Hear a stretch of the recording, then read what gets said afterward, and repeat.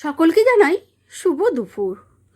আজ আমি দুপুরে রান্না করে ফেললাম ভাত, আর রেখেছিলাম পেঁয়াজ কলি আর আলু দিয়ে ভাজা। আমি ওইটাকে ভেজে নিয়েছিলাম। আর রেখেছিলাম মাছের বাটি।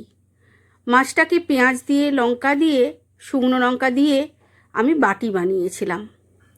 আর ছিল পাবদা মাছ।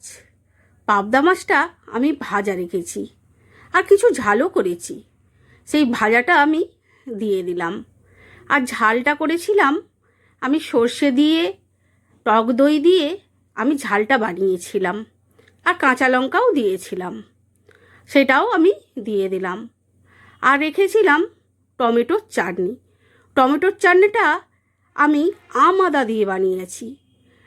অদিনের আম আদা, আমের স্বাদ, সেই আমের স্বাদটাই আম আদায় পূরণ করলাম। তোমাদের কার কেমন লাগলো?